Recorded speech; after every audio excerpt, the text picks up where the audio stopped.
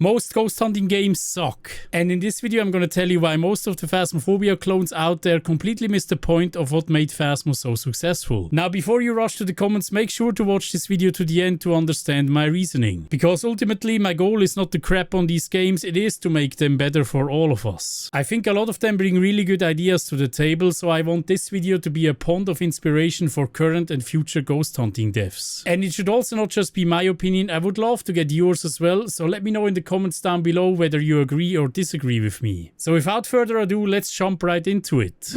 George, I've arrived at the location. Alright, be careful, and let me know as soon as you find anything. Hey, your vitals aren't looking good. You need to pack up and leave as soon as you can. You're risking your life from this point on. Phasmophobia struck the world with surprise in September of 2020. Even though it was not the first ghost hunting game, it was the first that presented the right formula with fairly good graphics for an indie horror game. It gained incredible popularity with overwhelmingly positive reviews on Steam.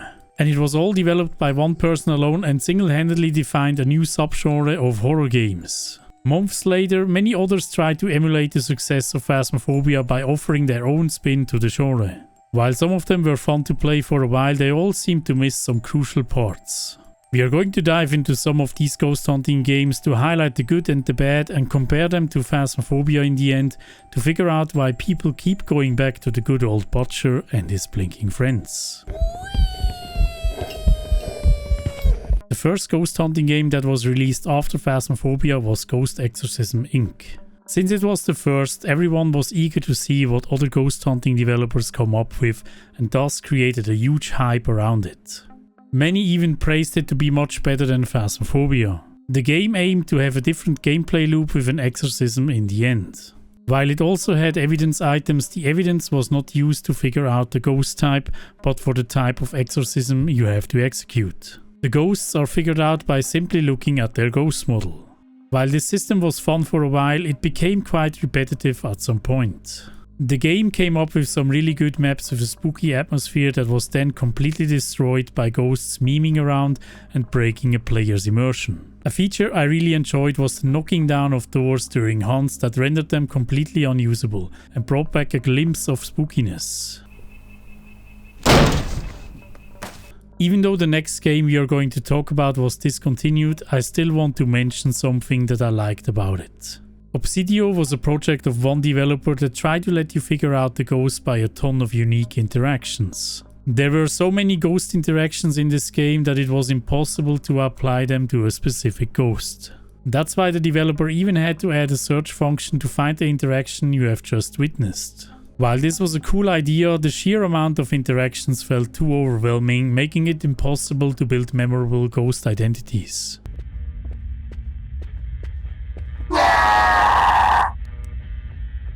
What if you take the concept of ghost hunting but do it with ancient Egyptian ghosts? That's exactly what the game Forewarned did. While being the furthest departure from Phasmophobia, it was also the most innovative and my favorite Phasmo-like game out there. Instead of houses, you explore procedurally generated tombs where you can loot gold, artifacts, overcome Indiana Jones-like traps, and gather evidence to figure out the ghost. The gameplay loop also differs heavily from Phasmophobia as the player decides when the ghost starts to hunt by going into an inner tomb to recover an important relic. Over time the game had massive updates with an entire exorcism system added, dangers that lure during the investigation phase that might attack you, and even pets that give you benefits while playing the game. This game, just like Phasmo, even supports VR and is amongst the spookiest games out there. Each ghost has super unique hunting abilities like being super sensitive to noise or one being sensitive to light and beware of staring at him. Don't look at him. While the ghosts are unique during the hunting phase, they don't feel unique during the investigation. It usually feels like a waiting game till you get all the evidence, making evidence gathering more of a side quest.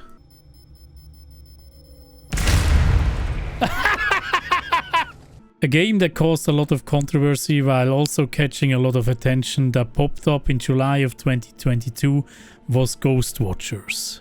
Many accused the game of being a cash grab and an asset flip. The game tapped into a more aggressive ghost hunting experience where the ghosts can even drag you into random parts of the house. That's so messed up.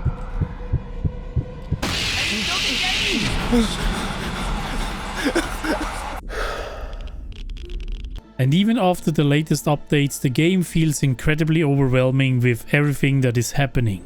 It truly has become the opposite of what Phasmophobia is. So if you like a ghost hunting experience that goes absolutely nuts, Ghost Watchers is probably for you.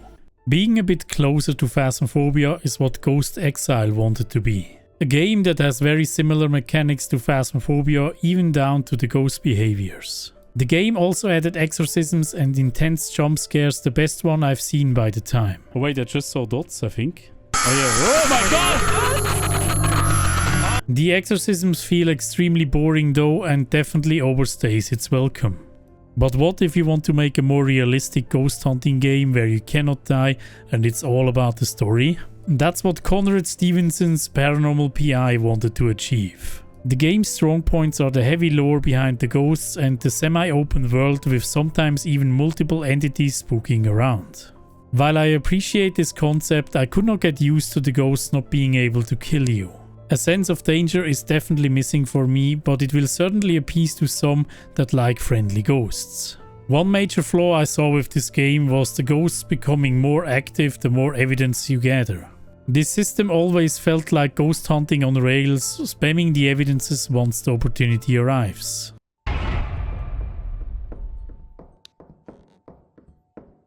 Should I take a picture again? Wow, that's great audio evidence. Another photo, another exceptional piece of evidence. Another photo, another exceptional piece of evidence. The latest foray in the ghost hunting genre that caught a lot of attention was Demonologist. The developers of Hunt Chaser had their first attempt in the ghost hunting genre. And if you remember that game, they are really good at creating creepy atmospheres and special jump scares. And Demonologist was no different. An amazing variety of jump scares paired with interesting maps that even had lore to it. The ghosts even had slight behaviors they never felt unique though. One of the best features they added to each map were the secret Easter eggs. They were straight out riddles people had to solve, some of them easy and some almost impossible to solve. And yes, I'm looking at you, Maria Room. I want to join the cult, Artemis.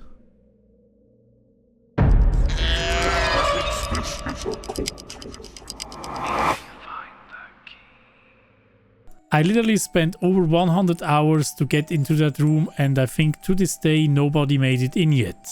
It's these type of riddles that are deeply rooted within the maps paired with the lore where people go lengths to solve it. Unfortunately, the riddles alone can't hold up this game forever, the ghosts don't feel unique enough and the hunts have literally no gameplay. Since there is no hiding, not even behind the furniture, the entire hunt gameplay falls down to A, do you have a looping spot, or B, do you have a crucifix in hand? Because the maps have a lot of dead ends, it always comes down to the crucifix though. While I really like the various jump scares in the game, over time they really feel disconnected to the ghost. It doesn't feel like the ghost is doing them, but more like a haunted house simulator. You are also allowed to exorcise the ghost, although the entire exorcism seems to be centered around wasting the player's time. And the more time the player wastes, the more he has to deal with the boring hunts. And on top of that, the game already went out of early access, so it's unclear if it will be abandoned or not. If it is abandoned, it would be a shame because it had the biggest potential out of all the ghost hunting games out there. Magna! Magna? I know there's many other ghost hunting games that I haven't covered, but I wanted to focus on the more popular ones before we have a look at what I think is missing in all these games. If you have cool features of other games that you really like, make sure to drop them in the comments down below. Let's start with something that you might not want to hear. Phasmophobia is far from perfect. In fact, I probably would have stopped playing the game years ago if it didn't improve a lot. The base version of the game was insanely basic, but it had its charm for the time it was released. Since 2020 the game had a lot of improvements, especially in the sophistication of the ghost behavior as well as the improvements they made for the hunts. They doubled the amount of ghosts and gave them very distinctive personalities, which made them incredibly fun to figure out. The hunts now even require skill to stay alive rather than just walking down a hallway. There have been many other great additions to the game that made the game more interesting and dynamic during the normal gameplay loop, like adding cursed possessions and tiered items that change the way we investigate. The game suffers a lot from its legacy though. The ghost events, for example, are still extremely basic like they were in 2020 without much effort put into them.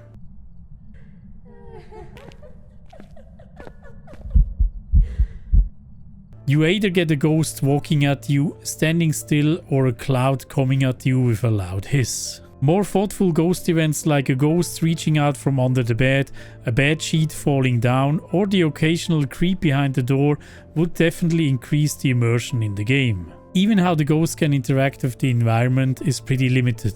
It can throw stuff around and occasionally turn on a TV, computer or radio. More sophisticated interactions would definitely increase the spook factor, like floating furniture, exploding kitchen cabinets or the use of TV stations to convey some creepy messages from the ghost. Even the hunts would greatly benefit from making them more skillful. Like for example integrating noise sensitivity into the game, like footsteps that the ghosts can hear or items being thrown by the player that can be used as a distraction. This could also be deeply integrated with the environment, like turning on a microwave that pings after 30 seconds and will steer the ghost towards it. The game also has some really annoying issues like the player collision that steers you into the wrong direction when you're holding an item. Despite all its flaws, Phasmophobia is still the king amongst the ghost hunting games. Compared to all the other ghost hunting games, the replayability is through the roof and simply unmatched to this day. Does that mean other ghost hunting games will never have a chance? Absolutely not. If there is something better out there, people will naturally play it more. But what is it exactly that makes people coming back to Phasmophobia that the other ghost hunting games are missing? In my opinion, this all comes down to 4 different aspects of the game, while the 4th one is the most important one. The first one is fairly obvious and it's nailing horror and atmosphere. This should be one where other ghost hunting games could easily outshine Phasmophobia with more sophisticated ghost events that make better use of the environment. As I mentioned before, Phasmophobia does a very basic job at this even 3 years later.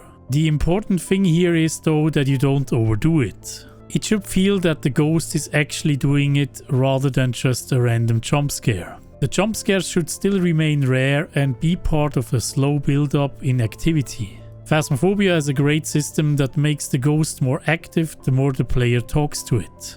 It feels very natural that the ghost is getting more angry the more you talk to it. Since you can also use a smudge stick to do the same, it also has a bit of a skill component to it. That means if you know how to agitate the ghost, the investigation will go faster.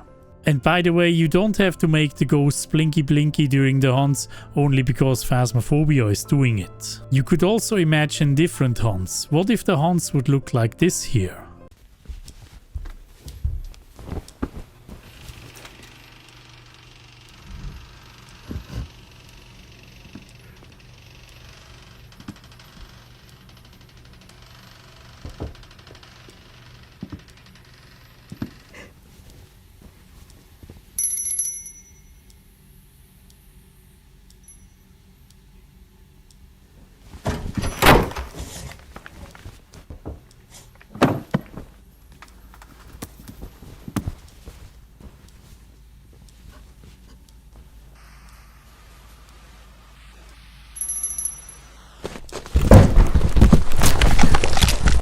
Something that is often overlooked, and that is the second important aspect of a good ghost game, are things to do besides investigating with evidence items. Phasmophobia does this mainly with a photo system that you can use to make more money in the game and sometimes counts towards objectives. It just needs to be something that floats nicely with the grindy nature of gaining money and levels. There's also some sort of skill to it to take a photo of a ghost. especially if you do it during the hunts with all the blinking. The cursed possessions also play nicely into the dynamics of the game. They offer you a way to manipulate the game loop and sometimes even to have some fun with a tarot card roulette with friends. The third aspect that is important is the skill factor. As I said before, if the hunts in Phasmophobia stayed the way they were in 2020, I would have stopped playing the game. Making the ghosts able to speed up in line of sight in combination with the hiding behind furniture, the adding of sprinting and the sensing of a player's voice and electronics added a lot of depth to the hunt gameplay. You have to get a sense on how all the mechanics work in order to survive and get a sense of accomplishment from it. This, for example, is where Demonologist lacks heavily, since it all comes down to you holding a crucifix in your hand, and if you forgot one, you are dead. Now to the last and most important aspect of a ghost hunting game.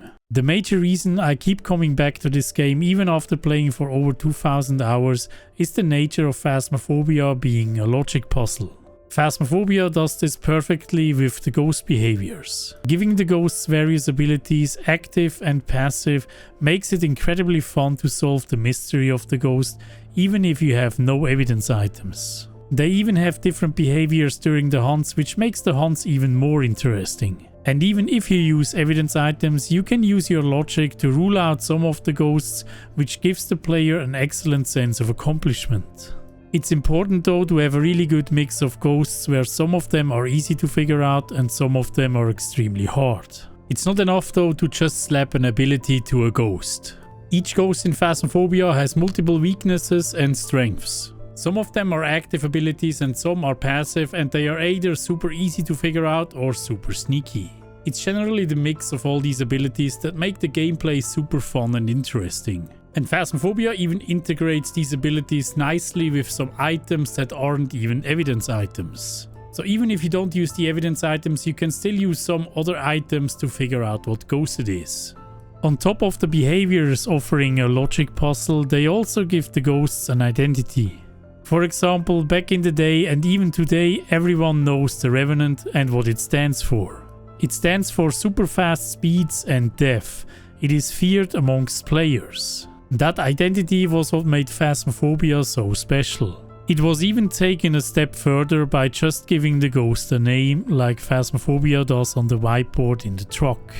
Even though this seems little, this gives an instant connection to the ghost. And this could be taken even a step further by telling a story to that name so a player can relate even more. So to come back to the point I made in the beginning, this video was not intended to make all these ghost games look bad.